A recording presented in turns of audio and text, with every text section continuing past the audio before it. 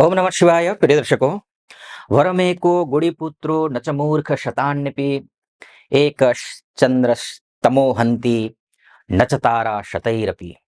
एक ही चंद्रमा संपूर्ण अंधकार को नष्ट कर देता है, जबकि लाखों करोड़ों ताराएं आकाश में हैं, वो नष्ट नहीं कर पाती हैं चंद्रमा की तम को। उसी तरह पर एक ही ग्रह अगर कुंडली में अच्छा हो, आपका संपूर्ण जीवन का जो तम है, अंधकार है, उस अंधकार को नष्ट कर देता है। और मैं बात करूंगा मार्च की, और मार्च के महीने में एक ग्रह ऐसा है जिससे आपके समस्त समस्याओं का समापन कर देगा। वो ग्रह कौन सा है? मैं बात वृश्चिक राशि की कर रहा हूं, और मार्च के महीने में बड़ा बदलाव है। 29 मार्च 2025 को वैसे भी शनिदेव बदल रहे हैं, वो तो बाद में बताऊंगा। लेकिन वो ग्रह कौन सा है जिसकी वजह से आपके जीवन के अंधकार को, खासकर मार्च के महीने के अंधकार को खत्म करेगा? उसका नाम है सूर्य। आपका कर्मेश, आपके मान का, सम्मान का, पद का, प्रतिष्ठा का, पिताजी के साथ रिश्तों का, आपके कॉन्फिडेंस का, आपके पॉलिटिकल लाइफ का, चाहे पॉलिटिक्स देश के लिए हो, प्रदेश के लिए हो, परिवार में हो, या फिर सामाजिक क्षेत्र में हो, उसको लेकर के कहिए, या फिर कहीं इंटरव्यू दिया हुआ है आपने, इंटरव्यू कॉल का, इंटरव्यू देने का, प्रोन्नति का, जॉब बदलने का, हर एक क्षेत्र का अगर कोई ग्रह है तो वो है सूर्य। सूर्य चतुर्थस्थ है। चतुर्थस्थ सूर्य सीधे दशम को देख रहे हैं, अर्थात आपके जिन जिन क्षेत्रों को मैंने इंगित किया, उन सभी क्षेत्रों में आपको अच्छी सफलता मिलती हुई दिखाई दे रही है सूर्य के माध्यम से। लेकिन ध्यान रखिएगा, सूर्य और शनि का संबंध यहां बन रहा है। सूर्य और शनि का संबंध अच्छा नहीं होता है। सूर्य अर्थात प्रकाश, शनि अर्थात अंधकार। तो ध्यान रखिए, अंधकार और प्रकाश साथ में एक साथ नहीं रह सकते। या तो अंधकार रहेगा या तो प्रकाश रहेगा। तो अब ऐसी स्थिति में ये चतुर्थ भाव में बैठ करके ये योग बन रहा है, इसको बोलते हैं मंदार का योग। मंदार का योग काम में डिले करवाता है। वो किन कामों में? अगर आप घर लेने की सोच रहे हैं, प्रॉपर्टी लेने की सोच रहे हैं, या फिर गाड़ी खरीदने की सोच रहे हैं, फ्रेंड सर्कल है आपके, रिश्ते बेहतर बनाने की कोशिश करिए। अगर आप कुछ ऐसा लेने की सोच रहे हैं जो मैंने आपको बोला, उन सभी क्षेत्रों में सोच समझ करके इन्वेस्ट करना है। माताजी की तबीयत का ख्याल रखना है। फ्रेंड सर्कल से ही कुछ धोखा मिल सकता है, इस बात का भी ध्यान रखना है। सुख, पारिवारिक सुख में कमी आ जाता है, या फिर कार्य विलंब से होते हैं। ये शनि और सूर्य और शनि के माध्यम से होता है। तो ये मंदार का योग का काम है। यानी कि कुछ भी करवाता है तो डिले करवाता है, ये आपको ध्यान देना होगा।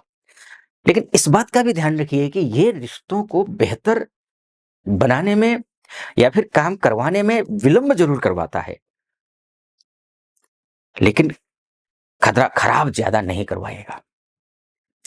अगर उसमें भी आप सूर्य के उपासक हैं या फिर शनि के उपासक हैं, तो उस स्थिति में तो ऐसा कुछ भी नहीं होने वाला है। ये शुभ ही होगा, विलंब जरूर होगा लेकिन।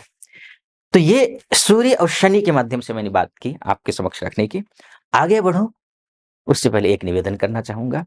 यहां तक पहुंचे हैं आप, मेरा विश्लेषण सटीक लग रहा हो तो चैनल को सब्सक्राइब कर दीजिएगा, वीडियो को लाइक, और कमेंट बॉक्स में महादेव का भक्त हूं और गर्व से कहता हूं महादेव का भक्त हूं, आप पर भी कृपा बनी रहे महादेव की, ऐसी मेरी कामना। कमेंट बॉक्स में हर हर महादेव 5 बार, 11 बार, 21 बार, जो भी श्रद्धा बने आप लिख दीजिएगा। चलिए आइए फिर से विषय पर आता हूं। ये तो अच्छी बात हुई, लेकिन सूर्य शनि का योग कब तक है? ये 15 मार्च तक है। 15 मार्च के बाद सूर्य देव कहाँ आएंगे? पंचमस्थ हो जाएंगे। एक योग बना देंगे लक्ष्मी नामक योग। अच्छा योग है। केंद्रेश त्रिकोणस्थ हो जाए या फिर त्रिकोणेश केंद्रस्थ हो जाए, ये राजयोगों में गिना जाता है, शुभ राजयोग है। यहाँ 3 योग बनेंगे।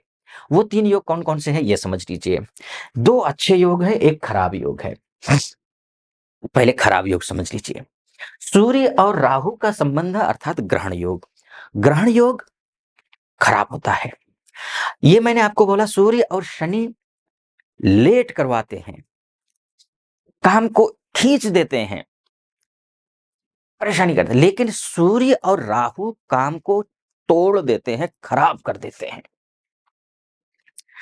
खासकर सूर्य राहु जब भी हो, विद्यार्थी ध्यान दें, आपके कॉन्फिडेंस को तोड़ेगा ये सूर्य और राहु।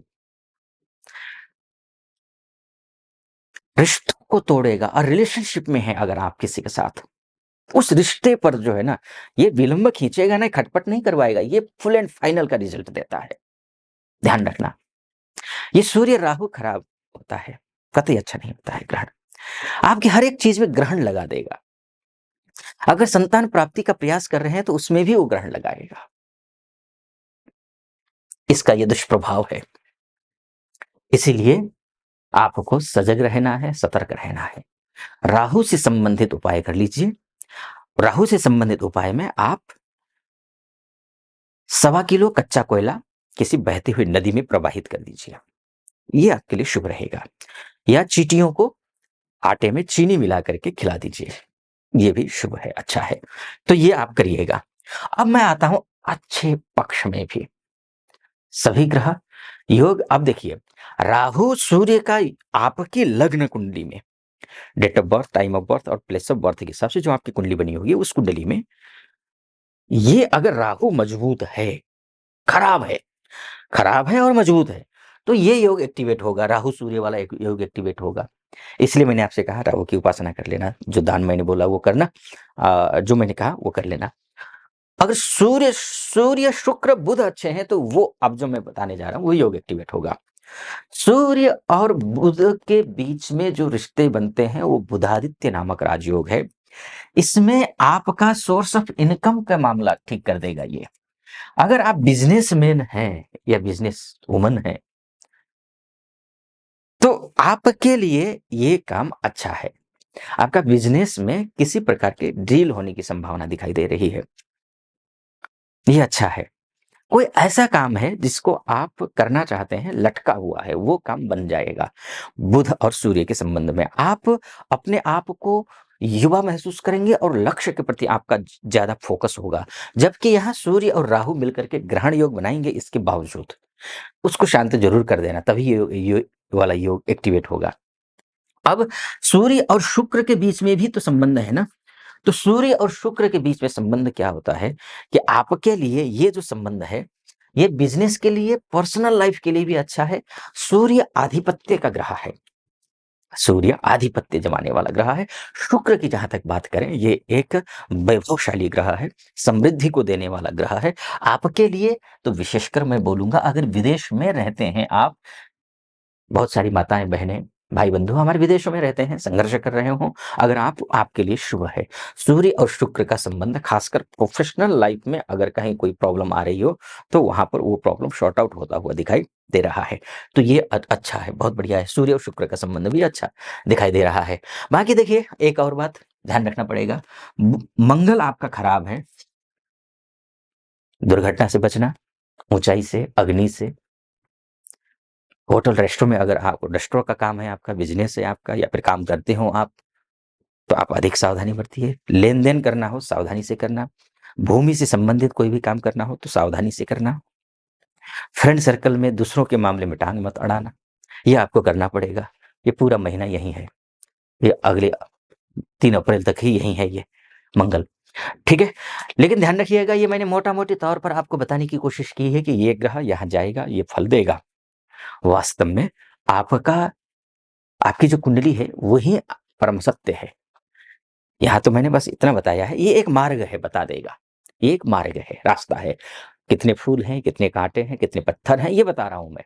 मार्ग साफ है या नहीं है? तो अमूमन वृश्चिक राशि वालों के लिए 29 मार्च से वैसे भी आप शनि के ढैया से मुक्त हो रहे हैं, शुभ है, अच्छा है, मार्ग अच्छा है।